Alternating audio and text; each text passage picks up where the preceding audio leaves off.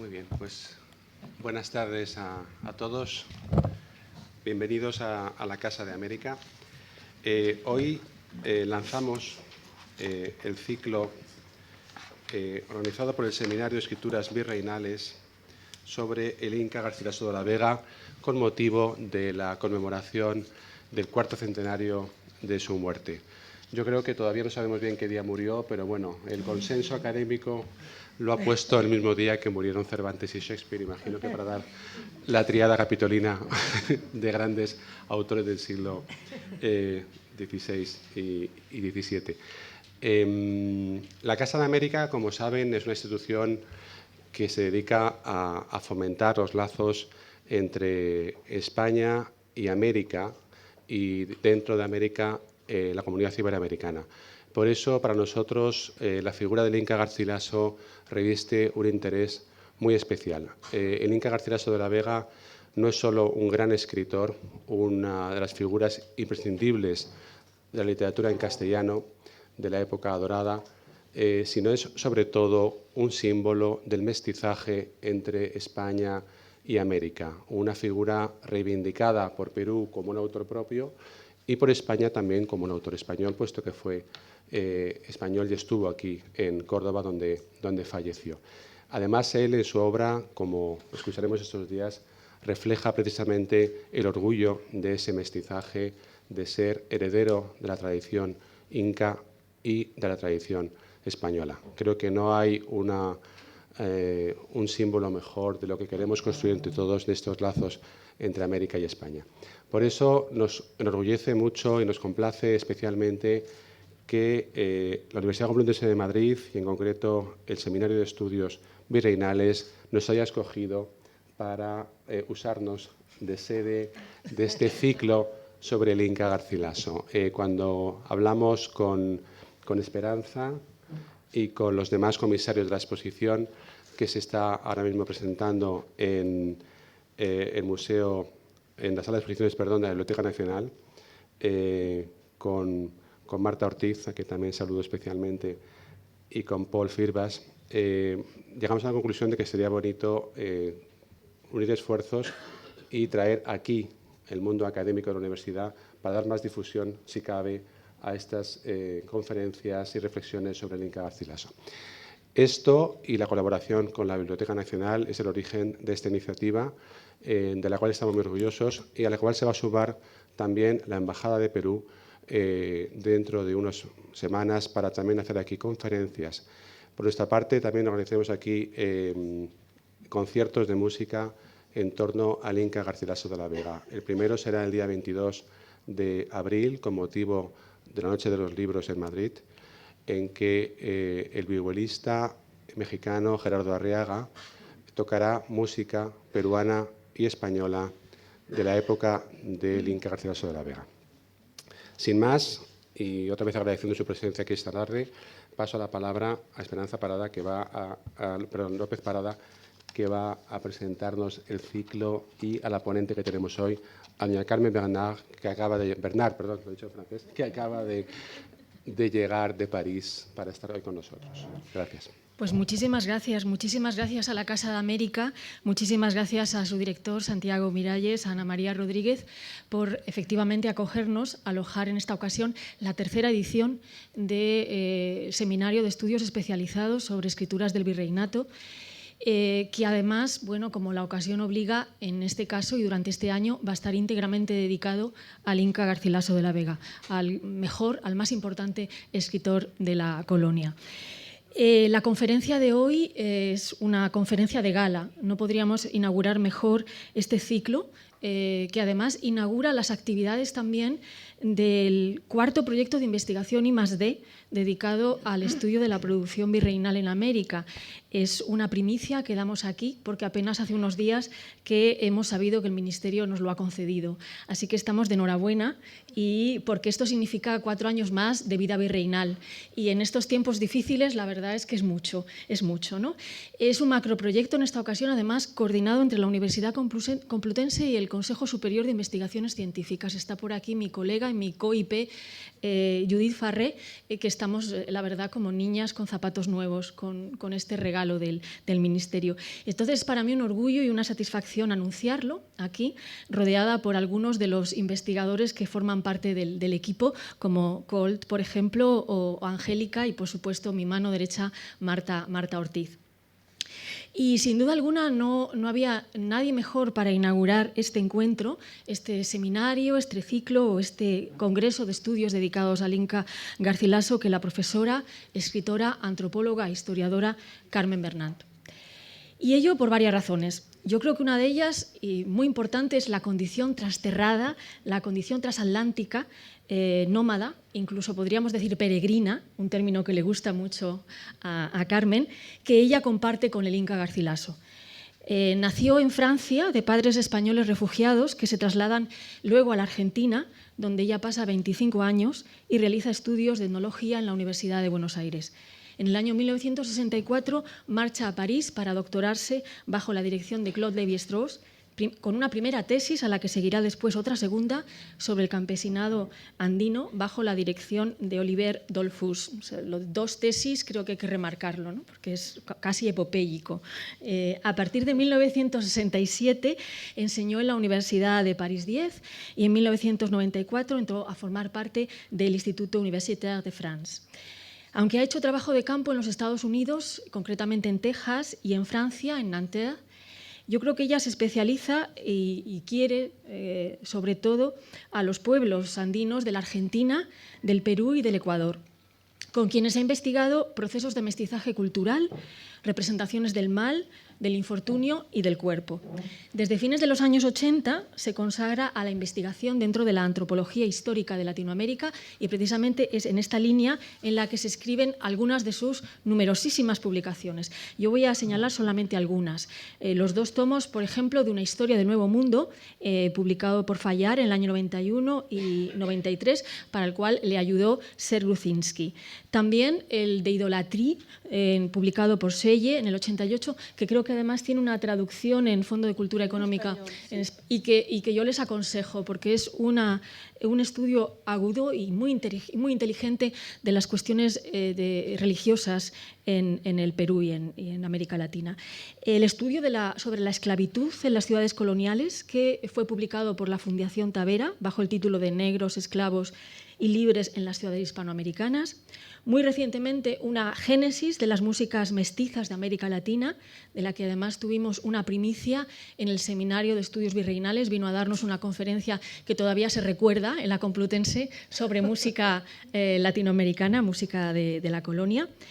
Y además, y esta es otra de las razones por las que yo creo que ella debía inaugurar, cuenta en su haber con una novela policíaca ambientada en tiempo de los incas y con la más importante biografía intelectual del Inca Garcilaso, este libro An Inca Platonicien, que abunda en ese género que no es muy frecuente en las letras hispánicas, que es la biografía intelectual. Es un libro magnífico, uno después de leerlo cuenta ya con un fresco histórico inmenso, inteligente de la época y sale además de la lectura conociendo mucho más íntimamente al escritor.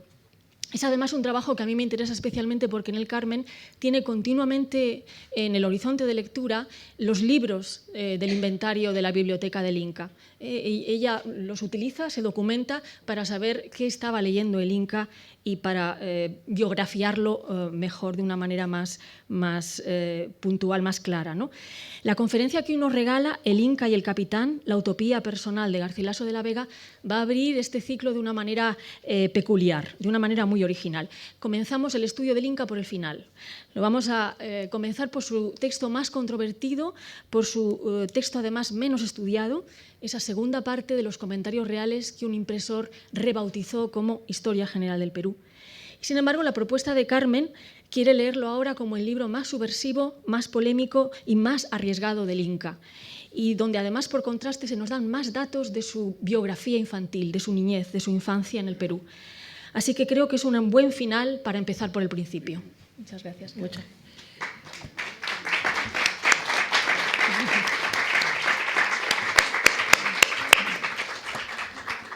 Muchas gracias a la Casa de América por estar aquí, porque en esta casa yo durante muchísimos años he participado a un curso general sobre estudios amerindios y para mí es un poco un lugar conocido. Muchísimas gracias a Esperanza López Parada, a Marta Ortiz, que está en algún sitio por aquí ya, porque ellas me han invitado al Seminario de los Estudios Virreinales y con mucho entusiasmo, con mucha alegría, y esto para mí es sumamente importante. Entonces ya no voy a tardar más tiempo, voy a empezar enseguida para efectivamente decirles que sí, que voy a empezar con la muerte del Inca, que, como ya se ha dicho, se supone que falleció el 22 de abril de 1616,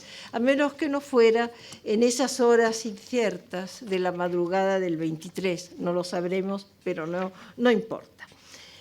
Quizá por haber yo también nacido un año 39, marcado por el suyo, por la guerra y la incertidumbre, siento una profunda simpatía por este hombre y creo ahora poder ver algo que se asemeja a lo que él estuvo viendo cuando estuvo redactando esta historia, o por lo menos entender cuál ha sido su motivación principal. No sabemos de qué murió. Alguien dice, creo que es Vargas Ugarte, que tenía un temblor en la mano, que en fin, que no pudo firmar un documento.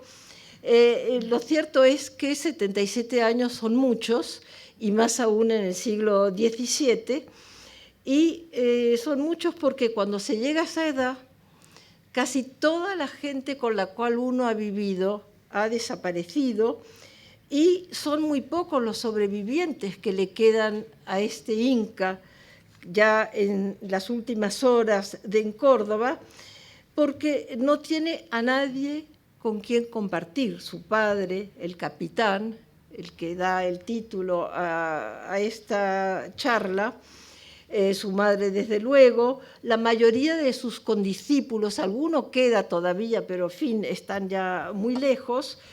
El maestro de escuela que le enseñó a leer y escribir en el Cuzco, Juan Cuéllar, su tío Alonso de Vargas, Cristóbal Vaca de Castro, Zairi Túpac, Melchor Carlos Inca, Gonzalo Silvestre y Ambrosio de Morales, por solo citar algunos que han sido muy importantes en su vida y que aparecen en su obra, ya no están ahí para discutir, para compartir algo. Y también el Perú de 1616 ya nada tiene que ver con aquel Perú que le vio nacer hacía mucho tiempo y que dejó yo ya no me acuerdo el mes y entonces no quiero decir una cosa que sea, pero no importa, que dejó en 1559, se fue del Cuzco para nunca más volver, y antes de salir, él no sabía que no volvería nunca, pero supongo que sí, era muy difícil volver. El licenciado Polo de Ondegardo le dijo: pasad aquí para ver algo, que así tendréis algo que contar en España. Y entonces conduce a este muchacho y allí aparecen los bultos espectrales, es decir, las momias de los incas que el licenciado Polo había descubierto y que había puesto ahí esperando enterrarlas de una manera quizá más conveniente para la época. Entonces él se va con esa imagen, una imagen terrible, que se va a sumar a otras imágenes hasta llegar a la escritura, que tardará efectivamente muchos años.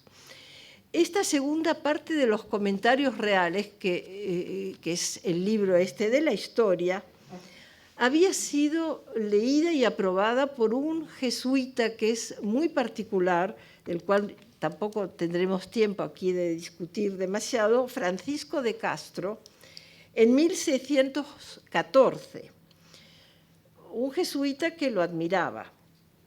Pero en ese infausto abril de 1616 aún no había salido a luz.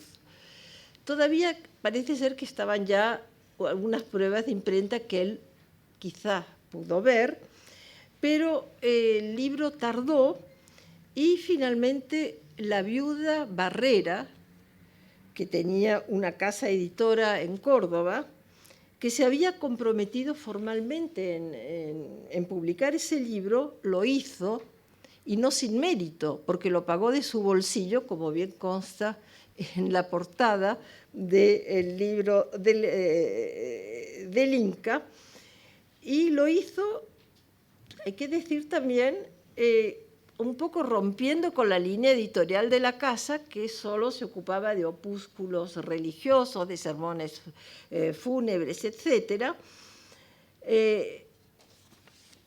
cumpliendo un poco con esta promesa y cediendo a los censores, porque el Inca había dicho que era la segunda parte de los comentarios reales, y los censores dijeron que no, reales no, de ninguna manera, y al final ella, supongo, digo ella porque era la persona que tenía la autoridad en la casa editora, le puso un título muy neutro, Historia General del Perú, que no hacía polémica, y probablemente cediendo a la vocación religiosa de su difunto marido, publicó la imagen de la Inmaculada, pero con la aprobación que ya había sido la del Inca. Y así, bajo el amparo de la Virgen, de todos sus atributos y de las dos serpientes enroscadas en la media luna de cuernos descendientes, salió a luz un libro que él no pudo nunca ver, puesto que ya para entonces estaba en la eternidad de los poetas y de los escritores. Salió en el año 1617. Bueno, la censura no se había limitado a impugnar el título. En realidad, todo el contenido de ese libro era problemático y probablemente fue la razón para que saliera con tanto retraso desde 1614, por varias razones y otras que no sabemos. Y aquí hago un inciso, es que el Inca, a pesar de aparecer como un ser muy abierto, él siempre dice, yo digo la verdad, en fin, voy a decir lo que sé y lo que sé es cierto. El Inca es un personaje muy especial que hay que leer muchas veces y cada vez se descubren cosas nuevas porque no las dice del todo claramente y pueden pasar en una lectura un poquito apresurada. El hecho es que la única autoridad legítima que existía en esa época para hablar de las guerras civiles era el cronista real don Antonio Herrera y Tordesillas. Entonces, él controlaba toda la información que venía y no solo el Inca contravenía esa regla, también la viuda Barrera publicándola, pero además se permitía el lujo, no sé, o la audacia de hacer el elogio de los conquistadores, de todos, inclusive de aquellos que habían tratado de separar, crear una secesión entre el Perú y la corona, que eso no es una cosa simple y evidentemente esto tenía que haber preocupado bastante a las autoridades de la censura. Por añadidura, el Inca había introducido solapadamente un prólogo reivindicativo que generalmente es lo que más la gente lee de este libro de la historia, después que fuese aprobado el manuscrito. Esto se sabe porque Warner indicó que efectivamente en ese prólogo el Inca está hablando de cosas, por ejemplo, la muerte del arzobispo de Santiago, Maximiliano de Austria, que tuvo lugar en julio y la aprobación había sido 7 meses antes, en enero. Bueno, esto era una intervención arriesgada, meterse de contrabando un prólogo, que además es el prólogo más fuerte, no es tampoco tan sencillo. Y entonces, no lo sé, torpeza de mencionar a Maximiliano y entonces que todo el mundo se diera cuenta de lo que había hecho, o provocación, pienso que fue provocación. También otra pregunta, Garcilaso quizás había engañado a Francisco de Castro, su amigo jesuita. Yo creo que no, que lo más plausible, por varias razones y porque el personaje es bastante interesante, obró con su complicidad. No era la primera vez que el Inca Garcilaso tenía problemas con la censura, y aquí no voy a hablar de los diálogos de amor de León Hebreo, pero esto también fue una audacia del Inca, y además él no solamente lo hizo una vez, sino que cada vez machaca que yo traduje a León Hebreo, que estaba en el índex de la Inquisición y que volvió a estarlo y no lo pudieron reeditar, porque sobre todo no se debía leer en romance, que era, es decir, en castellano, como lo había traducido el Inca, considerando la censura que ese libro no era para el vulgo. Esto yo hablé ya bastante sobre ello. Si después hay alguna pregunta, volveremos, pero lo voy a dejar. Entonces, volvamos un poco a este libro, que había sido ya concebido desde hacía tiempo, porque él siempre menciona que va a hacer una segunda parte y explícitamente lo dice también en La Florida del Inca, que sale en 1606, y dice que él va a hablar del levantamiento general de los indios contra los españoles y de las guerras civiles que hubo entre pizarros y almagros, y de las rebeliones que después en Perú pasaron, y dice lo que yo oí, lo que a mí me contaron. La primera parte de los comentarios, que es la más conocida, que es sobre los incas, él la había dedicado a sus parientes maternos, los incas, y a su madre en particular, y en esa obra, como todos vosotros sabéis, él quiso mostrar la grandeza de sus antepasados que habían sido sojuzgados, y entonces crea esta obra que es importantísima y que hasta ahora ha sido retomada por una serie de filósofos, hombres políticos, etcétera, muy importante. No creo que, sin embargo, hago este paréntesis porque un historiador peruano muy entrañable, por cierto, que ya no vive, dijo que la madre representaba para él la dulzura y el padre la rudeza, un poco en un contexto en que estaba muy bien hablar de su madre, que era inca, pero en fin, el padre era un capitanejo y que no era tan importante. Bueno, yo pienso que es casi lo contrario, lo siento por los peruanos que hay aquí mirando bien, porque la figura del padre es importantísima en él, es afectivamente muy importante. No es una historia de hechos, la figura del padre está siempre presente. Parte de esta obra estaba siendo escrita y pensada en un entorno muy particular, que era el Hospital Antón Cabrera, que había sido fundado en Córdoba para el tratamiento de las enfermedades venéreas, donde el Inca sirvió de mayordomo. Y aquí podemos también preguntarnos, no tengo respuesta tampoco, esto es un poco para que, a lo mejor hay gente que aquí la tiene, pues, ¿qué apremio le impulsó a aceptar un cargo que lo llevó a respirar los miasmas de las salas donde, esto se sabe, los pacientes estaban enrollados con el calor de Córdoba en mantas, sudando, porque se pensaba que así podían trasudar los humores del mal. Algunos dicen que fue el salario. Yo no estoy tan cierta. Creo que hay en esto algo que se asemeja a la expiación, pero no puedo ir más allá. Si fuese novelista iría más allá, pero no.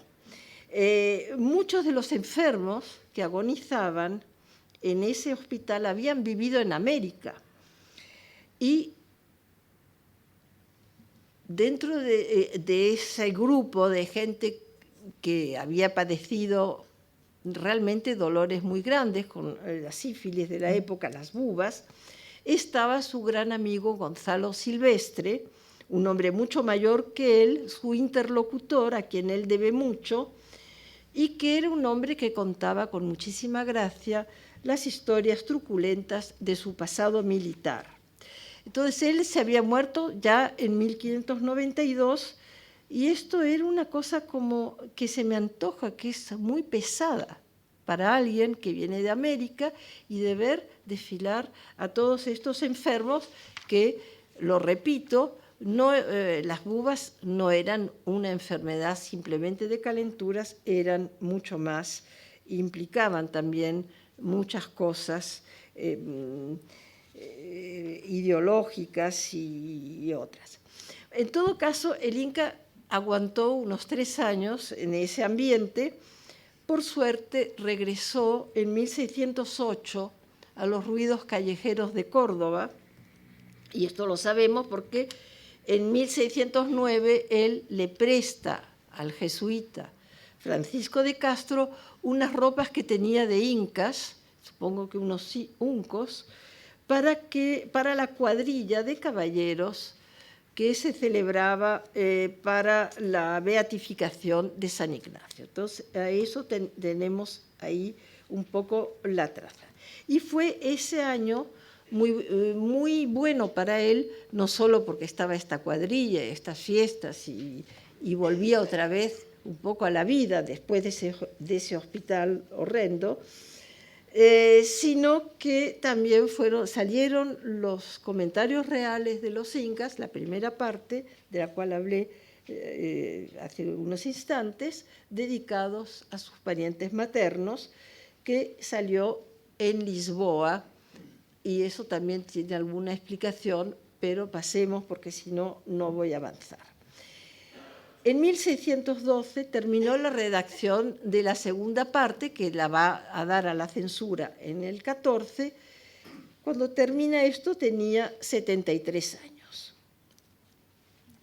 Hablando de esta segunda parte, de la cual voy a dar alguna semblanza, Garcilaso explicó que él quería escribir, dice, los sucesos de aquellos tiempos y dejar los presentes para los que quisieran tomar el trabajo de escribirlos.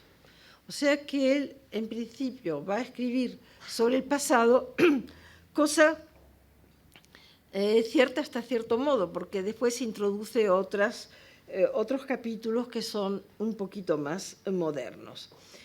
Y entonces él dice que sí, que cada suceso tiene que ser contado a su tiempo y lugar. Esto puede parecer a todo el mundo como obvio, pero en realidad cuando se lee la primera parte de los comentarios, esta cronología que es un poco el armazón de todos los libros de historia, no está tan presente, y hablando de los comentarios, él emplea un tiempo que a mí me parece que se parece al de los antropólogos, algo inmemorial. Siempre fueron así desde el comienzo. Manco Paca ya salió con el Templo del Sol, etc.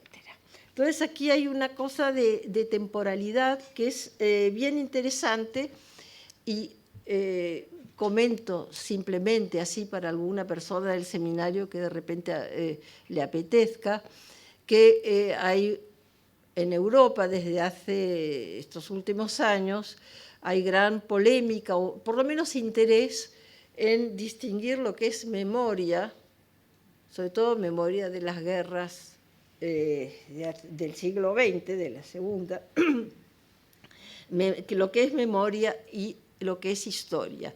Y para alguien que se interese en esto, el libro de Garcilaso está entre memoria y historia, y eso también es muy moderno y muy interesante. Bueno, al enterarme, gracias a una amiga aquí presente, que esta sesión del seminario estaba abierta a mucha gente, me entró un poco de sudor frío, porque pensé que para los del seminario podía prescindir de algo que era un poco, que es el tema de Garcilaso, pero si no lo explico en 2 minutos va a ser un poco pesado de entender. Entonces he puesto esto para que ustedes vean que esa historia que cuenta es muy complicada, está llena de facciones y de cosas. Esto, como estaba ya ahí, supongo que lo habrán ustedes leído. Puse esto de la autoridad de la corona de España, que esto es bien sabido de los estudiosos de la época virreinal, pero quizá menos para gente que se interesa en esto, porque, claro, hay una autoridad que es el virrey, que viene de vez en cuando y que tarda en venir, y uno de ellos le van a cortar la cabeza. O sea que no estamos en unas guerritas así de nada. Y la otra representación del poder es la audiencia de Lima, son los oidores, la ley. Entonces está ese juego que va a intervenir también, pero lo dejamos de lado porque si no hay mucho que decir y no quiero que sea más confuso que la confusión general de los hechos. El problema de los conquistadores, que van a terminarse, como ellos dicen, se acaban cuando llega en 1569-70 el virrey Francisco de Toledo, que es, en realidad, ya lo vamos a ver en función, el que consolida el imperio virreinal peruano hasta la independencia. Y por último, el lío de los incas, que hay, como está puesto, lo voy a pasar. A ver, no, es aquí, me dijo el señor. Bueno, entonces, aquí voy a dejar este cuadro sobre las guerras civiles del Perú, que son guerras de facciones, porque esto es un poco la trama sobre la cual el Inca va a escribir, pero va a escribir un poco distinto de esto, por eso lo dejo, ¿verdad? Bueno, los almagristas, los pizarristas, todo este libro y todos estos hechos son complicadísimos. Una sola cosa que hay que retener es que todos estos conquistadores que se enfrentan entre sí y que se enfrentan con el rey para separarse, estos pretenden o hacen creer que van a ser los incas del Perú, los reyes incas de Perú, que se van a casar con princesas y que, bueno, la corona, que se quede en la corona y que se quede en España y ya está. Entonces, esto es un hecho político importante que merece ser destacado. Hay otra más rebelión, pero ya no la puse porque dije que ya sería demasiado para aquí. Bueno, entonces el tema general de la historia es el fin de la utopía personal del Inca, porque está su padre metido en todas estas historias, el fin de una utopía peruana que es el establecimiento de algo que no tiene ya nada que ver con España y que es una sociedad mixta de incas y de españoles de la conquista. Esta es la historia. El resorte novelesco, porque hay un resorte siempre en estas cosas, es un caballo que se llama Salinillas. Este caballo era del capitán Garcilaso de la Vega, el padre del Inca. Y en medio de estas batallas, en la de Guarina, que aquí la puse, bueno, la de Gonzalo Pizarro, sí, la penúltima. Entonces, en esa batalla de Guarina, que no es la última, porque es una última victoria de Gonzalo, Gonzalo pierde su caballo y entonces ya lo van a prender las fuerzas que vienen del virrey. Y si lo prenden, lo ajustician, evidentemente, porque es un rebelde. Y entonces, en el momento ya que no se sabe cómo, Garcilaso le da su caballo y Gonzalo se salva, y para la corona Gonzalo es un traidor. Gonzalo sí, obviamente el capitán es un traidor, y para Gonzalo, bueno, él ya ha podido recuperar a un viejo amigo y gracias a él está vivo. Y esto es importante porque cuando el Inca va a España en 1559, lo primero que va a hacer es esperar en antesalas interminables con la burocracia de la corona para que se reivindique la persona del capitán y que le entreguen las mercedes que la corona debe a todos los conquistadores. Para algunos que no estén del todo en esta época, los conquistadores se financiaron ellos mismos la conquista y la corona les retribuyó. Pero al padre del Inca, por traidor, queda completamente sin fama, y esto Garcilaso va a luchar hasta que vea que ya no puede más, que no le van a dar razón, y entonces él se retira ya y se va a Montilla. Otro punto es que no es el primero Garcilaso el que cuenta estas guerras civiles. Hay otras personas que lo han hecho, pero les ha costado mucho, y también han estado mal vistas. O sea que cuando el Inca retoma el tema, es un libro políticamente incorrectísimo. Eso es lo que me gusta en él. Entonces él lo asume. Doy dos ejemplos. Uno es Juan Ortiz de Zárate, que es un cronista conocido de todos los peruanistas. Zárate va con el virrey, llega en el momento terrible de las guerras civiles y,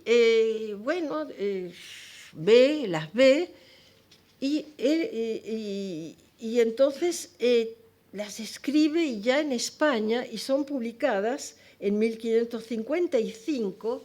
Entonces él explica que él no pudo redactar eso allí, mirando directamente las cosas, sin poner en peligro su vida, porque la gente, los partidarios de Gonzalo Pizarro, habían decidido que no se escribiría nada y que al primero que hiciera algo, que lo iban a matar. Entonces tuvo muchísimo éxito su relación, fue reimpresa en Sevilla, pero a pesar del éxito que tuvo, en años posteriores, el famoso cronista real Antonio Herrera y Tordesillas le planta su banderilla diciendo que Zárate era un hombre apocado y lisonjero de Gonzalo Pizarro. Es decir, que contar estas historias de rebeliones, que son muy graves, mejor no decirlas, y el mismo Zárate dice él que en contar cosas modernas se corre un gravísimo peligro. Y el otro, que es el Palentino, que siempre lo cita el Inca para rectificarlo, para decir dice esto, pero él no vio exactamente, era un extranjero, Él también, bueno, escribe su libro, se publica ese libro en 1571, está en el inventario del Inca, y inmediatamente se granjea adversarios porque todavía la gente que había participado en esto estaba viva, o si no, sus hijos. Y entonces no era solo Gonzalo Pizarro, no era solo el capitán, ni otros, sino que era una cantidad de gente que las estaba ahí prácticamente descubriendo y denunciando. Y entonces el cronista Juan López de Velasco emite su dictamen un año después de la impresión y dice que no es menester publicar esto, recoge todos los libros que quedan, porque, lo cito, por el peligro que hay de errar y de ofender por la diversidad e incertidumbre de la fama. En otras palabras, dar mala reputación a una serie de personas. Entonces se recogen todos los libros impresos y se volverá a publicar recién en 1876. De ahí entonces que la empresa que se propone el Inca es bastante audaz, porque estos dos, que tenían muchos más apoyos que él, Zárate y el Palentino, para citar a los principales, no pudieron llevar a cabo, o llevaron a cabo, pero tuvieron que abandonar el proyecto y la gente se olvidó de ellos. Y Garcilaso no solamente retoma el tema, que era un tema más bien que había que olvidar, y esto lo dice muy bien uno de ellos, el Palentino, creo, y dice que él va a escribir sin pasión ni afición, y esto es cierto porque inclusive el personaje más controvertido, que es Francisco de Carvajal, que es el lugarteniente de Pizarro, que él era un militar de carrera, no Gonzalo, que era un conquistador, un hombre que tiene la reputación de ser muy cruel. Bueno, cuando uno empieza a leer a Garcilaso, es que se te vuelve casi simpático. Cuenta chistes, hace cosas de palabrotas de soldado y tal, y tiene su mérito el Inca porque este Carvajal en un momento dado quería matar a su padre, el capitán.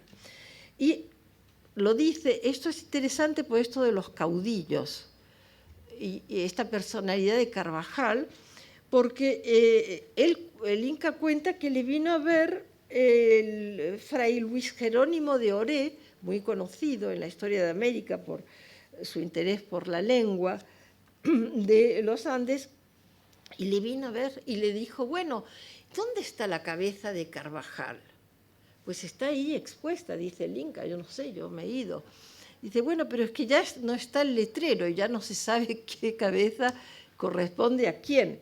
Y entonces el Inca dice, claro, él estaba muy interesado, y agrega, por la grande fama que en aquel imperio dejó.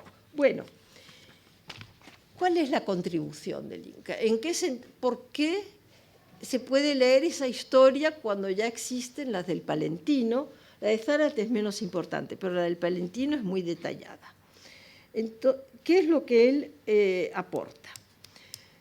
A mí, yo primero diría que es justamente la subjetividad.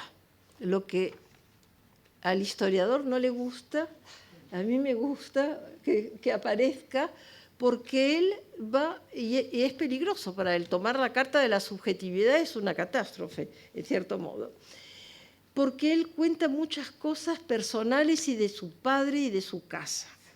El rechazo del conformismo doctrinal. Porque Garcilaso toma visiblemente, de una manera realmente ostentatoria, el partido de todos los vencidos, y digo bien, de todos los vencidos.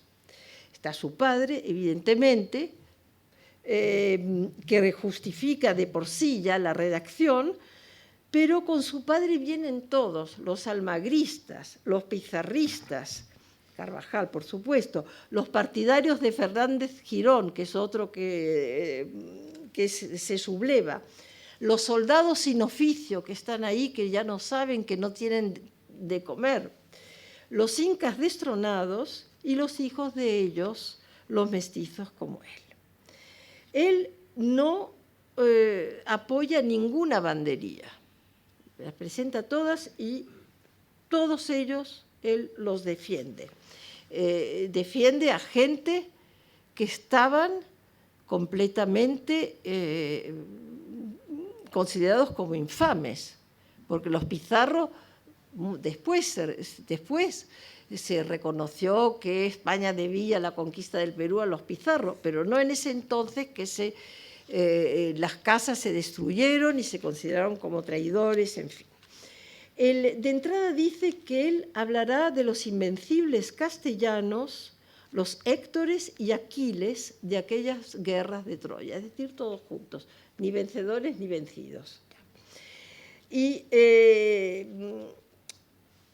porque rehabilitar a aquellos hombres tan mal vistos, el virrey Toledo termina con los conquistadores, más o menos, porque siempre queda, estas cosas nunca son con fechas, es rescatarlos del olvido, que es el enemigo de la fama. Hay muchos historiadores, estoy pensando sobre todo en el trabajo de una Lida Marquiel, que habló mucho de la fama como motor de la conquista, y es volverles a dar un protagonismo en esos episodios. Él dice, él afirma, dice, yo soy hijo de aquella ciudad y asimismo lo soy de todo el imperio. Y me pesa mucho de que sin culpa de ellos, ni ofensa de la majestad real, bueno, ahí exagera un poco, condenen por traidores, a lo menos hagan sospechosos de ella a los que ganaron un imperio tan grande. Esto lo dice ya el planteo inicial. Entonces, él dice que tiene la obligación, en el sentido fuerte que tiene el término en esa época, de rehabilitar, de hablar de ellos y de volverlos a colocar. Y da una serie de argumentos, y da uno que es bien interesante, y creo que, bueno, a lo mejor sí, pero a mí me parece que no se le ha sacado bastante la significación, el jugo de lo que dice, porque entre los argumentos que da, dice, los conquistadores ganaron a su costa, bueno, con sus dineros, nuevos imperios, pero lo importante es esto, para amigos y enemigos. Gozan con sus ganancias, el oro del Perú, los cristianos, los gentiles, los judíos, los moros, los turcos y los herejes. Y entonces él transforma un hecho local peruano en un hecho de globalización económica. Y esto ahora lo sabemos, pero en esa época es el único que lo dice. Entonces me parece que esa visión vale la pena ser rescatada. Como familia, a pesar de ser una familia estigmatizada, la de los Pizarros, por regicidio, por insumisión, por malversación, en caso de Hernando, y por traición, él los alaba a todos. Y hasta dice, bendígante las gentes de siglo en siglo, respecto a Francisco. También habla de los 13 héroes de la isla de Gallo, y dice que él conoció a 2, que le contaron, y hago un paréntesis, la historia está llena de esas tertulias donde él oyó a todos estos soldados con palabrotas y todo, contando cosas, y él muchas veces hace alusión a estas cosas. Bueno, inclusive el Inca Atahualpa, que él no quería porque pertenecía a otro grupo, a otro linaje que el de su madre, inclusive al Inca Atahualpa él dice que, claro, que lo mataron por traidor pero que no era traidor, porque todo eso se debió a una mala interpretación del Trujamán, que no porque la versión más conocida es que este hombre tergiversó porque estaba celoso quería llevarse una mujer del Inca Atahualpa, eso dice la historiografía, pero el Inca dice, bueno, tergiversó porque él era un hombre del llano y que no se hablaba de la misma manera, que Atahualpa no entendió nada, como hay una película muy bonita de la hija de Coppola, Lost in Translation. Es exactamente lo que está. Bueno, acelero. No es usual que un cronista hable de su infancia. No hay muchos, a lo mejor hay algunos, claro, pero a mí se me han escapado, y él lo hace constantemente. Y asume una intención autobiográfica. Quien ha escrito vidas de tantos no es mucho que diga algo de la suya. Entonces dice cuándo nació, lo que hizo, y se presenta de una manera que lo hace un hombre de esa sociedad dual. Yo viví entre esta gente, entre los incas y entre los conquistadores, y entonces esto ya lo legitima para hablar de ese mundo tan extraño y sobre todo visto desde España.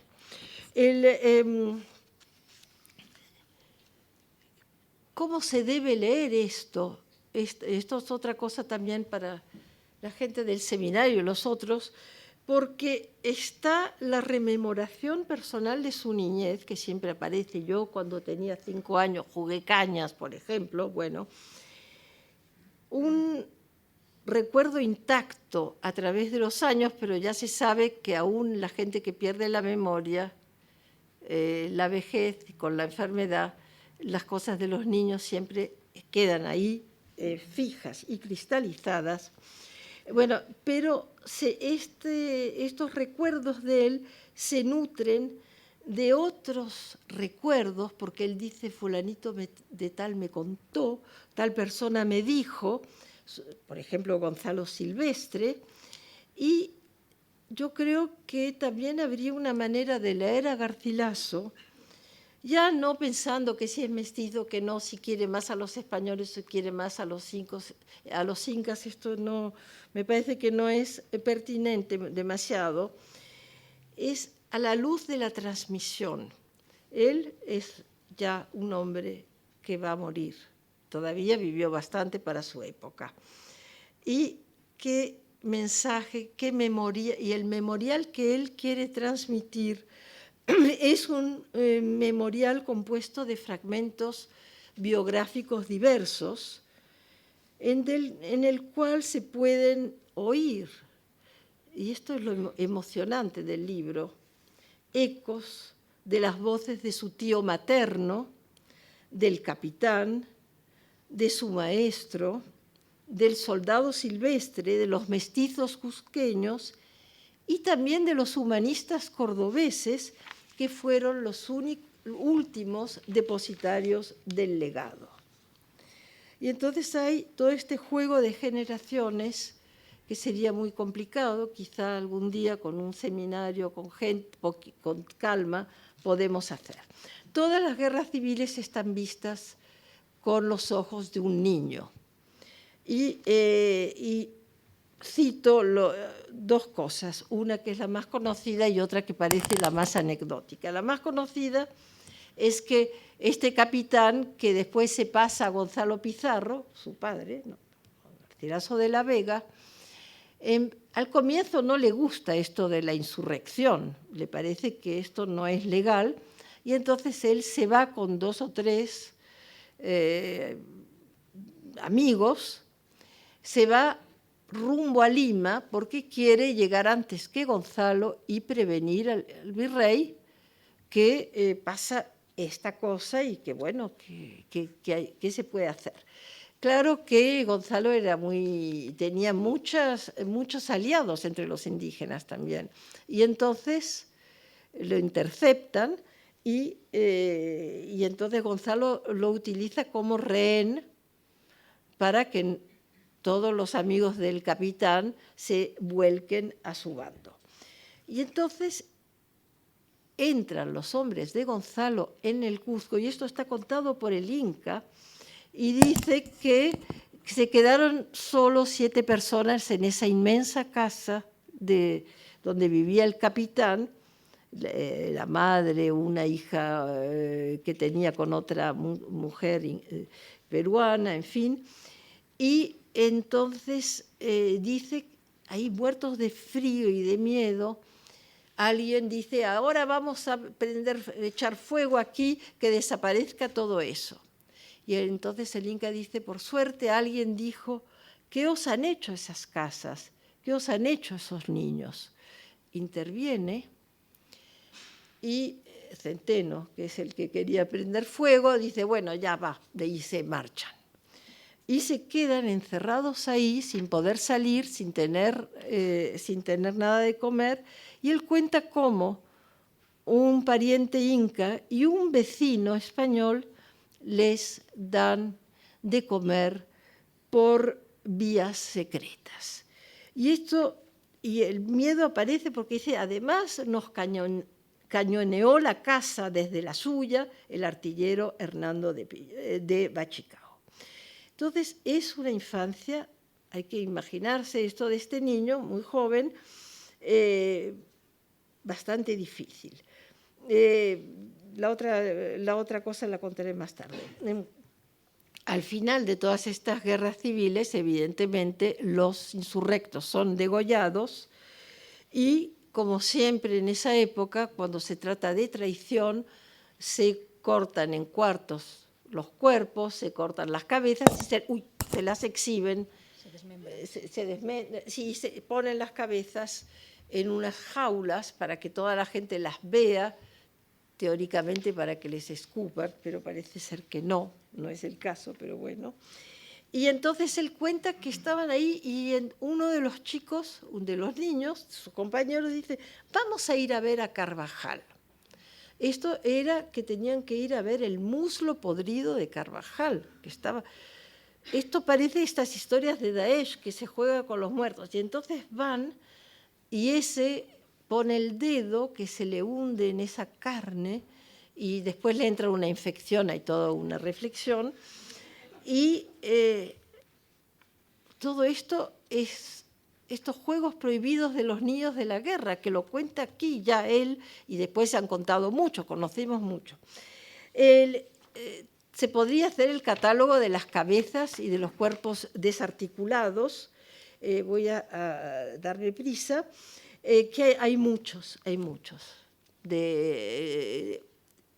Esto está y siempre está en la memoria. Vi la cabeza del Cañari que el Inca, la cabeza del Inca que el Cañari hacía por los pelos, etc. Y esto termina, esto de las cabezas, paso, porque es bastante interesante para la psicología de un niño, porque hay que leerlo así como él lo vio. Termina con la decapitación de Túpac Amaru, que es ya el fin de los incas, por el virrey Toledo en 1572. Y entonces él dice que esto fue, que el inca, eso él ya no lo vio, pero se lo contaron por carta o gente que fue a España. Entonces él dice que murió con una dignidad absolutamente admirable, que era la misma dignidad que muchos otros nobles señores de México y de Chile, porque él era un lector de Ercilla, mostraron frente a los españoles y que era compartida por muchas otras víctimas, y cito porque vale la pena, víctimas de muchos otros agravios, aquí viene la cita, que se hicieron en México y en el Perú por españoles muy calificados, que yo conocí algunos de ellos, pero dejémoslo de decir por no hacer odiosa nuestra historia. Bueno, paso todo esto porque ya veo que se me acelera mucho el tiempo y lo voy a simplificar mucho, y si hay alguna pregunta después. Hay toda una parte de esta obra que es muy impresionante porque es sobre la ingratitud, sobre la melancolía y la ingratitud. Todos los conquistadores que mueren de melancolía, entre ellos el famoso padre, y por cierto que le dedica 2 capítulos a la oración fúnebre, pero esa oración fúnebre dice que la escribió un cura, se olvidó, bueno, la escribe él, obviamente. No sé qué cura hubiese mandado una oración fúnebre, en fin, no. Esto lo hace él y lo cumple con el propósito de rehabilitar esa figura. Y toda esta cosa de la ingratitud es muy impresionante porque no solo están los conquistadores a quienes no se les dio nada y que los trataron después con mucho desprecio, la corona, que los utilizó, por cierto, sino que aparece también el Inca Sayri Túpac, que lo engañaron y que le dieron una merced que no valía ni lo que tenía él, ni la cuarta parte de lo que tenía, y pone también, cita, sin decirlo, pero está ahí y tiene su sentido, al que más se vengó de ingratitud, que fue Lope de Aguirre, que está ahí citado, y que él dice que, lo trataron tan mal que él, humillado, Aguirre, se vengó como tal, conforme a la ley del mundo. O sea que todos estos personajes aparecen como héroes positivos. Bueno, ya entro en el prólogo y en la conclusión. En el prólogo es la hora de la recapitulación, cuando se asumen los fracasos y las últimas lealtades. Y cito, en el caos umbroso de las sombras de todas las ideas.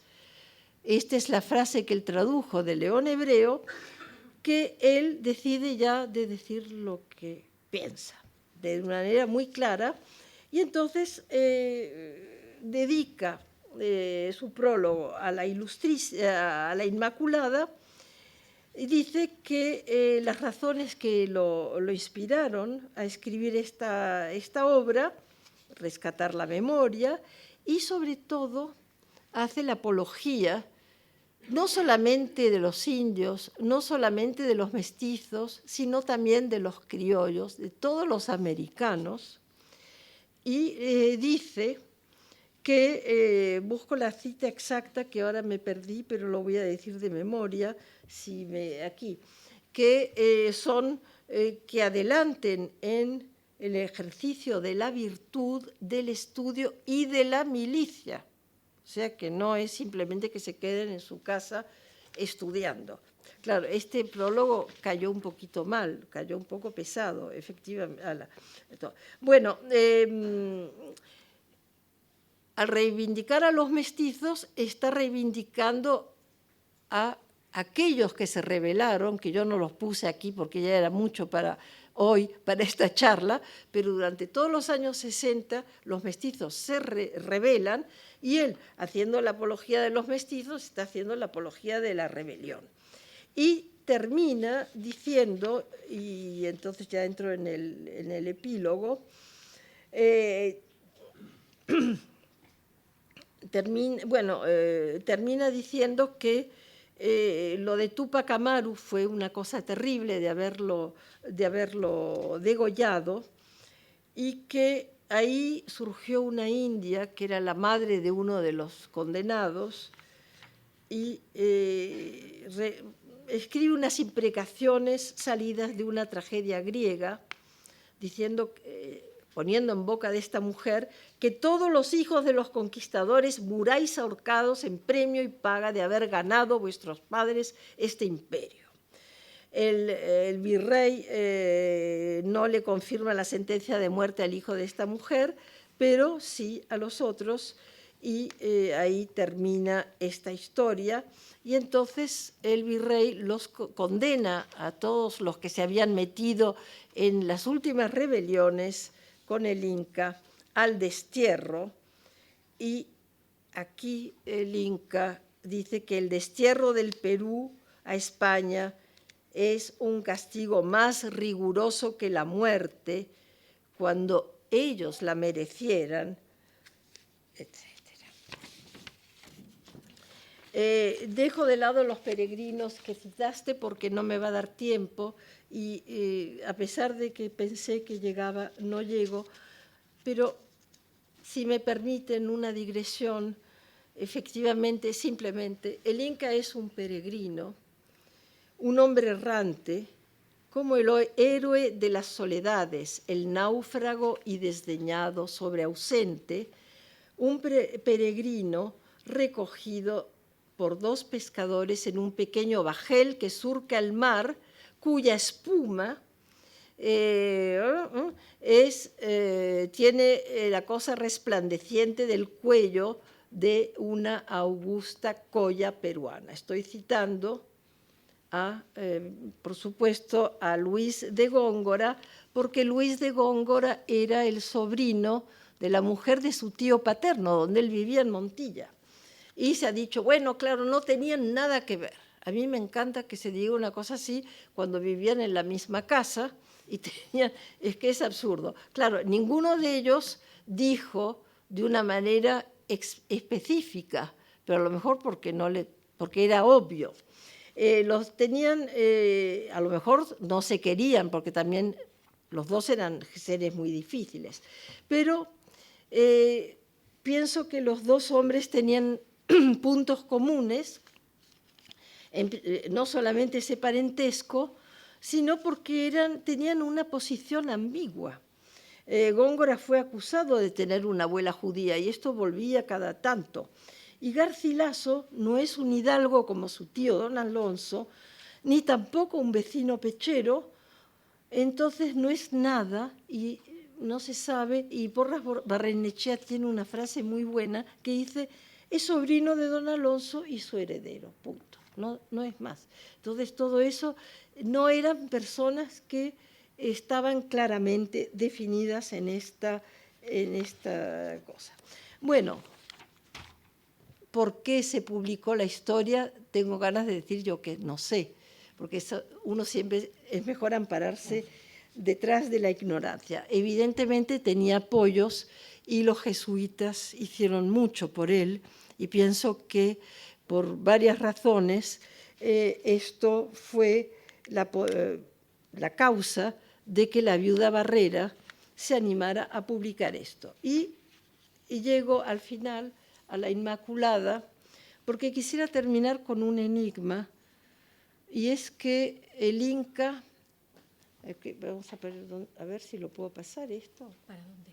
No, para aquí, sí, me ha dicho el señor, sí, aquí está. Bueno.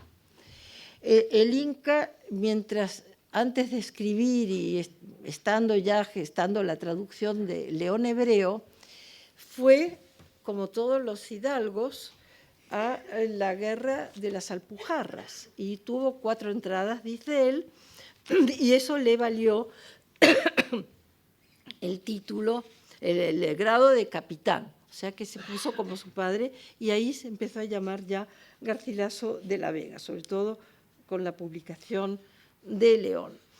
Y curiosamente, este hombre a quien se le dan muy bien las batallas, las cuenta muy bien, no hay nada más aburrido que una batalla, pero él no dice absolutamente nada y está ahí la Inmaculada, pero lo dejo en suspenso porque no hay más tiempo.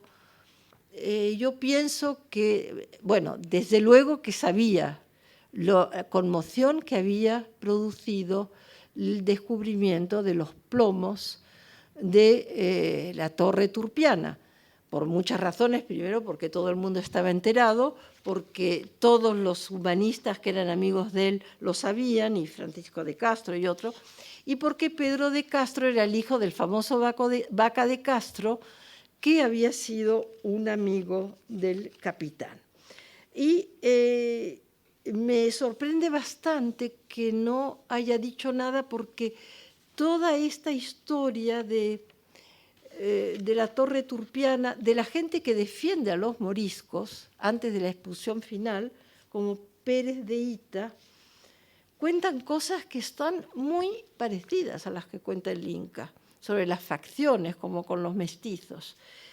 No sé muy bien, el hecho que él ponga la Inmaculada quiere decir que ya está del lado de Pedro de Castro, porque el culto de la Inmaculada tiene sus, iba a decir sus groupies, discúlpenme, sus supporters, bueno, y entre ellos está este Pedro de Castro, que encuentra estos plomos sobre los cuales se han escrito muchas cosas. Pero hay autores que, al defender a los moriscos, es decir, bueno, no se puede echarlos, ¿no? Hay que tratar de encontrar una solución. Hay uno que narra justamente unas guerras a las cuales él hace mención en otra parte. Y entonces me queda un poco este enigma de saber, porque es de lo único que él no habla, para nada, pero tampoco habla mucho de lo que él, de su actuación. Y termino con el hecho que uno de sus amigos, el humanista Pablo de Céspedes, obliterando el pasado islámico de Córdoba, dice que la mezquita o la catedral, como ya se decía entonces, había sido fundada sobre un templo de Jano, que era la réplica del templo Salomón. Y me llama la atención, por haber estudiado bastante a León Hebreo, que en las paredes de su capilla hay un cuadro que representa Jerusalén, probablemente pintado por su amigo Melchor de los Reyes, que vincula simbólicamente a Córdoba con el Templo del Sol, que para él era la réplica del Templo de Salomón, y el templo, evidentemente, de Salomón. Discúlpenme si me he extendido demasiado. Ya, muchas gracias. Dejamos los blasones por si acaso, porque no me olvidé. Bueno, es una pregunta, sí. Bueno, yo creo que por razones ideológicas lo que interesó, sobre todo primero en el Perú, por supuesto, con razón, fue los comentarios que tuvieron un éxito total. Todos los filósofos de las luces hablaron del Inca. Después el Inca fue socialista, después fue comunista, después tal. Entonces siempre esa visión que él dio fue una visión que era, digamos, susceptible de interesar a muchísima gente. Y después los peruanos se interesaron por el lado más peruano, porque en la historia hay muchas referencias a su parte española, y que los conquistadores siempre caen mal. Pero eso hay que entender los hechos, no estamos aquí para juzgar, estamos para entender. Y yo pienso que es por eso. Primero, porque en España tampoco se quería, esas historias de conquistadores no, porque todos eran un poco especiales, y mejor olvidarlos. En un párrafo que no les leí, mejor la amnistía que el recuerdo. Y después yo tengo gente, que no la voy a nombrar, muy conocida, que dice, ay, pero sí es un libro muy aburrido, muy pesado. Es un libro entretenidísimo, sí, justamente. Pero ya hay un prejuicio, ¿ves? No, y además es un libro en el que por primera vez el Inca hace referencia a su mismo talante de escritor. Claro. O sea, no solamente es que sea muy autobiográfico, sino que él repetidamente habla de las condiciones en las que está escribiendo. Sí. Él dice que escribe, tú has dicho, sin pasión ni afición, y en otro momento dice incluso sin lisonja ni odio. O sea, tiene por primera vez una conciencia escritural y es consciente de su estado como autor, y lo enuncia en este texto final. Es no solo un triunfo de la subjetividad, sino también de una especie de condición metaliteraria de la que él es consciente. Exacto. Ahí, ¿no? Exacto. Aparte de que retóricamente es un prodigio. El libro es de una... tú tienes una frase muy interesante que dice que al principio del libro tenemos a toda una serie de personajes que son traidores, como son los pizarristas. Gonzalo es un traidor a la corona, y a medida que el libro pasa, estos traidores se han convertido en traicionados. Ese paso de verdugos a víctimas lo hace con un ejercicio retórico impresionante. Es impresionante, sí. Que te vas colocando, o sea, realmente no solamente se pone del lado de los vencidos, es que los transforma de categoría. Dejan de ser verdugos, pasan a ser víctimas de una tradición que no están cometiendo ya también ellos. los incas. Y también los incas. Están todos juntos, sí. Y entonces es fascinante seguir esos meandros del proceso retórico del Inca, por el cual acabas convencido, efectivamente, aparte de acabas pizarrista. O sea, Gonzalo Pizarro es un personaje de una nobleza, de una generosidad, es una figura... Es una figura muy especial, sí, porque además es bastante ingenuo políticamente. Es el otro, el Carvajal. Claro, esa pareja es muy especial, merecería Esa pareja es una pareja quijotesca casi, ¿no? Sí. Porque Carvajal es el que le hace el trabajo sucio a Pizarro, a Gonzalo Pizarro, ¿no? O sea, Gonzalo Pizarro es el con los ideales. Le dice lo que tiene que hacer y todo, Carvajal tal, y además tiene un momento maravilloso cuando yo pensé que ibas a hablar un poco más de lo de la simulación, pero Carvajal es el primer camuflado de la historia. Dice, hay un momento en la batalla de Guarina, él se monta en un rocín común, viste de modo desastroso para pasar desapercibido como un soldado muy pobre. Tiene todo tipo de tácticas militares que pasan también por la simulación, el disfraz, para vencer una batalla que además era tremendamente desigual. Era muy desigual, y después también cuenta todo cómo recogen las prendas de los otros y las armas. Las armas son... Es muy interesante, es interesantísimo. Yo creo que eso merecería ser estudiado sin pasión ni tranquilamente, para ver cómo se construye eso, porque yo creo que no hay el equivalente. No hay aparte de esa escena del caballo, es anticlimática totalmente, frente al Ricardo III, mi reino por un caballo. Exacto. Es todo lo contrario, ¿no? Aquí le da el caballo. Aquí le da el caballo, y además el Inca quiere restar peso a ese episodio, restar culpa a su padre, minimizando su actuación. Es un juego doble psicológico casi taimado, porque lo que dice es que en realidad Capitán Sebastián no hace nada más que darle un caballo porque el otro está cansado. Era obvio, porque era caballeresco. Pero a mí lo que más me conmueve es cuando está él, ya Garcilaso, viendo cómo se trama la última rebelión, y que lo mira desde fuera, porque se ve que no lo habían invitado a esa cena. Y entonces llega para ver a su padre y a la madrastra para volver, como todo chico. La de Hernán de Girón. La de Girón. Es la última, que esa es otra esa rebelión. Es una maravilla. Y entonces se le olvida que están pasando cosas importantes que él ha visto, porque el corregidor le da unas obleas. Y entonces se dice, a pesar de ser yo muchacho, me sentó, me puso al lado y me dio obleas y clarea, el vino ese. Entonces, de repente, como un niño que siempre se acuerdan de las personas que te jugaron contigo, de repente, que eran mayores. Esto es sorprendente.